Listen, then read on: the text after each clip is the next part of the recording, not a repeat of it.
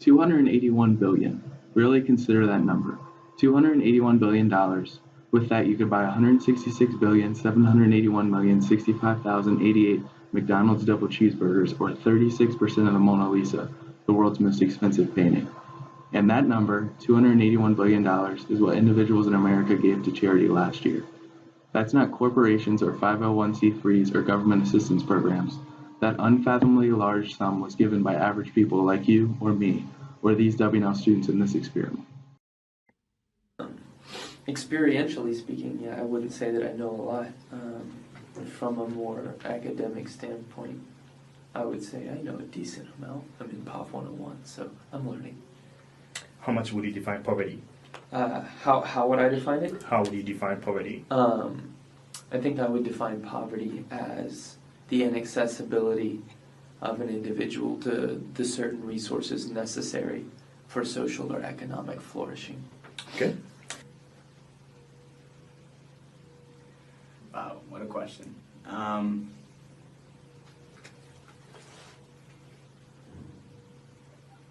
I guess being a business major, the way I define poverty is a certain individual or a family earning below a certain income. Unsurprisingly, the average person is not an expert, but the average person is giving to charity, volunteering, and voting on representatives who will make big decisions about America and across the globe. So without taking a class or reading 30-page long articles, everyone needs to know the answer to one simple question. What is poverty? The United States defines poverty with the official poverty measure, or OPM. The OPM has been in use in America since 1969, the same year that the first person stepped foot on the moon. The OPM only considers a family's income before taxes as it relates to a poverty threshold. As explained by Kathleen Short, the OPM gets this base number by taking the cost of a minimum diet that supplies all essential nutrients for the family or individual and multiplying it by 3. By the OPM standards, if you make more money than the cost of a minimum diet times 3, you are above the poverty line. This uses an absolute threshold to measure poverty by setting it against a poverty line without considering what other people in a certain group are making or spending. That is to say, it doesn't matter how your household relates to others in the area. If you are below the national line, you're poor, period. While some may say its early inception is a strike against the OPM, supporters argue that it has been in use for 50 years and is the only measure that allows us to see the long-term trends of poverty. They also say that it does not account for the rising income inequality in America today. However, the OPM has only been slightly adjusted for inflation since it was adopted, at which point minimum wage was still $1.60 an hour. It has not been updated to today's higher cost of living, it does not consider taxes, TAMs, or medical expenses, and the standard does not reflect the greatly varying cost of living in different regions. In short, the OPM is extremely outdated and cannot accurately diagnose poverty levels in the United States. Clearly, the OPM needs a little help. Again explained by Kathleen Short, suggested ideas for a supplemented poverty measure, or SPM, which would consider the income of the individual or family, but include the necessary purchase of goods. Going beyond just food, the SPM considers all necessary expenditures, such as food, shelter, clothing, and utilities. The SPM is considered to be a quasi-relative measure because it varies based on what people are spending on necessary expenditure. This means that other people's spending affects the threshold, but only partly because the SPM is based on those specified expenditures. The threshold for the SPM is 33% of the median cost of food, shelter, clothing, and utilities, meaning that whatever the middle number for expenditure spending is, the people who spend a third of that cost are considered poor. The SPM considers all sources of income for people, as well as entitlements that help people buy necessary expenditure like food stamps and WIC, as well as taking into account geographic differences in cost of living, so that a $890 a month apartment in Tyler, Texas is not measured the same as a $2,850 a month apartment in Washington, D.C. The SPM also uses almost every government subsidy available in its calculations so it can more accurately decide what government programs are actually doing to alleviate poverty. While the SPM and OPM are valiant efforts to diagnose poverty, the strategy of simply using resources to measure poverty is outdated and does not tell the whole story of a person's situation.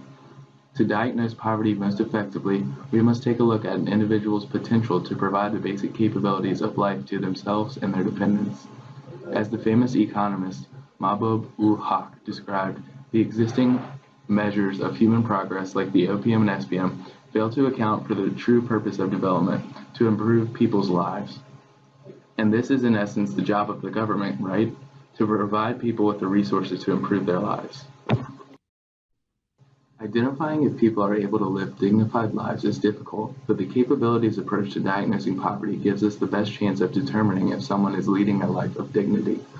Amartya Sen describes capabilities as the alternative combinations of things a person is able to do or be, the various functionings he or she can achieve. This definition sounds simple, but we must go deeper. A person's capabilities are the set of all things a person could realistically do, taking into account things like laws, disabilities, and availability. Meanwhile, Sen and Nussbaum define functionings as the active realization of a capability. So if capabilities are the set of all possible things someone can do, functionings are the things that someone actually does. For example, obtaining adequate nourishment, good health, being integrated into society, participating in politics, etc. are all examples of functionings. It is easy to say that everyone needs to have basic capabilities. However, things become more disputed when deciding which capabilities are actually requirements of a dignified life. Nussbaum identifies 10 central capabilities she believes are necessary for true freedom. Life, the right to a normal lifespan; bodily health, the right to adequate access to healthcare, nourishment, and shelter; bodily integrity, the ability to move freely from place to place, as well as opportunities for choice and reproduction; senses, imagination, and thought, the right to use senses to reason with guarantees of freedom of expression, as well as the capability to educate yourself; emotions, the freedom to love, grieve, experience longing, gratitude, and justified anger; practical reason, which is the right to freedom of religion and liberty of conscience; affiliation, the ability to engage in social interaction without discrimination; other species, the capability to live with concern of nature; play, the capability to have leisure time; and finally, control over one's environment, which is control over one's political and material world. While this list is nowhere near completely inclusive, these capabilities form a good basis for identifying a standard. It is also worth noting that these capabilities are always evolving and may need to be changed over time as society evolves.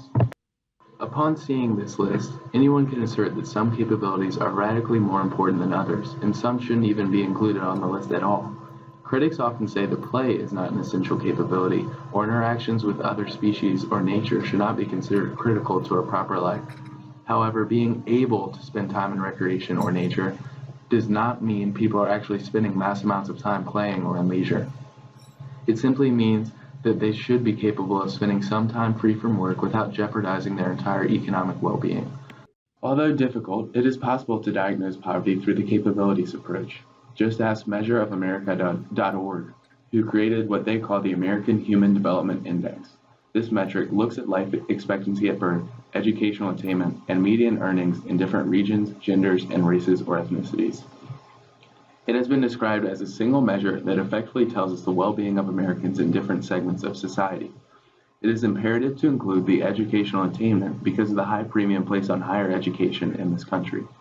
As Professor Taylor notes, the Human Development Index does not attempt to see if every central capability is met, but it more effectively tells the story of whether or not people are effectively able to meet the capabilities they desire, and in the end have the freedom to better themselves. No metric is perfect, and constructing a metric that fully embodies the capabilities approach is difficult, as critics point out.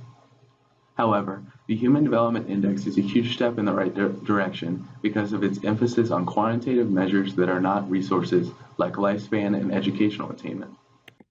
We cannot deny that there is an advantage that the OPM holds in that it is able to look at the course of poverty over a number of years.